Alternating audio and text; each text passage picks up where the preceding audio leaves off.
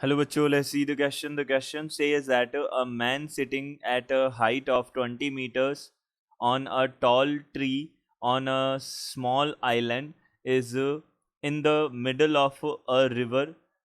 Observe two poles directly opposite to each other on the two banks of the river and in line with the foot of tree. The angles of depression of the foot of the poles from a point at which the man is sitting on the tree on either side of the river are 60 degree and 30 degree respectively. Find the width of the river. तो यहाँ से हमको width of the river बताना है, क्या होगा हमको बोला है सबसे पहले मैन जो है सिट है 20 मीटर्स हाइट पे, 20 मीटर हाइट का एक ट्री है उसके ऊपर बैठा हुआ है आइलैंड पे, जो कि क्या है मिडल ऑफ द रिवर है। दोनों तरफ हमारे पास में क्या है रिवर के जो बैंक्स हैं उनके ऊपर हमारे पास में जो एंगल ऑफ डिप्रेशन है वो हमको 60 डिग्री और 30 डिग्री गिवन है।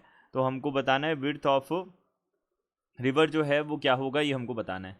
तो सबसे पहले हम यहाँ पे की कॉन्सेप्ट की बात कर लेते हैं। तो देखिए यहाँ पे क्या यूज़ होने वाला है, जो हमारे पास में हम यूज़ करेंगे यहाँ पे ट्रिग्नोमेट्रिक रेशियोज़ का यूज़ करेंगे। तो हम यहाँ पे tan theta is equals to, हमारे पास क्या होता है फॉर्मूला परपेंडिकुलर अपॉन बेस होता है।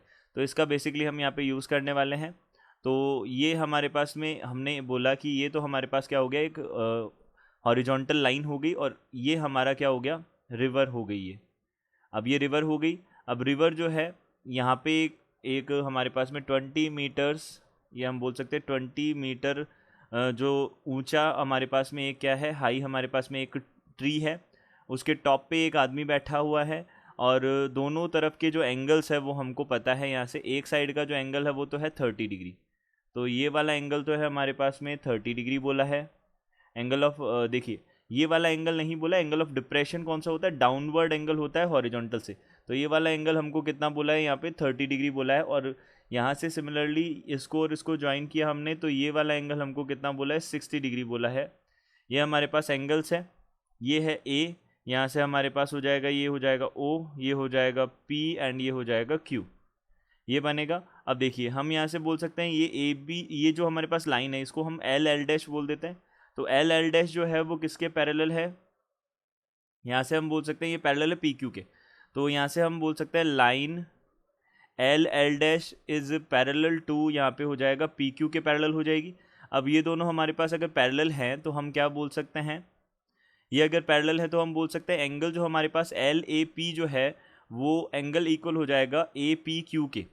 ये दोनों क्या हो जाएंगे, हमारे पास अल्टरनेट एंगल्स हो जाएंगे। तो हमने बोला एंगल एल ए पी जो है वो किसके इक्वल हो जाएगा, एंगल ए पी क्यू के इक्वल हो जाएगा। ये हो जाएंगे अल्टरनेट इंटीरियर एंगल्स हो जाएंगे। तो अल्टरनेट इंटीरियर एंगल्स ये हमारे पास बन जाएंगे।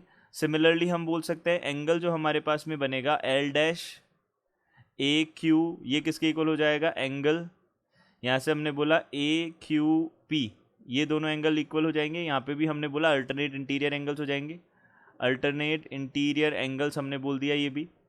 तो ये हमारे पास में एंगल्स कितने कितने बन गए, ये हो गया हमारे पास 30 डिग्री का और ये हो गया हमारे पास 60 डिग्री का। ये एंगल्स बन गए, ये हमारे पास 20 है। तो हम यहाँ पे अब दोनों ट्राइंगल्स को कंसिडर कर सकते हैं।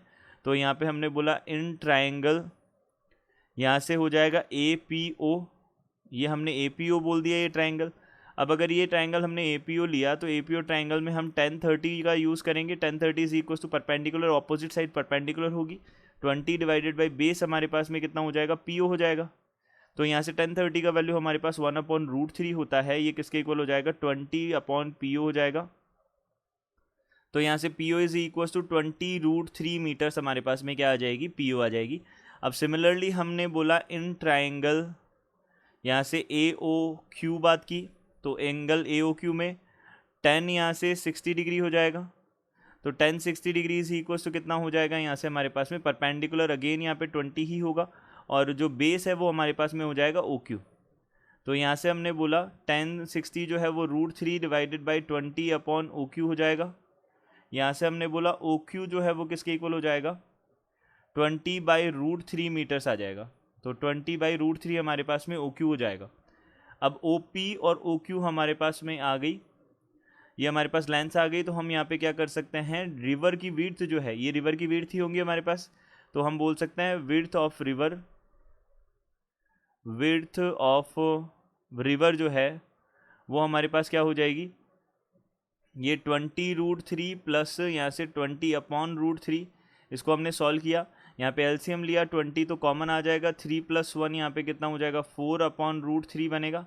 अब देखिए यहाँ पे हमारे पास इसकी वैल्यू कितनी आ जाएगी, देखिए यहाँ पे आ जाएगा हमारे पास में 20 मल्टीप्लाइड बाई 3 + 1 4 हो गया, तो ये 80/√3 का वैल्यू होता है 1.732, तो इसका वैल्यू हमने यूज़ करेंगे यहाँ पे, ये हमारे पास आ जाएगा 46.19 हमारे पास मीटर्स आ जाएगा, ये हमारे पास क्या हो जाएगा, रिवर की विड्थ हो जाएगी, तो ये हमारा फाइनल आंसर बनेगा। This will be our final answer. I hope you understood it well. Good luck, thank you.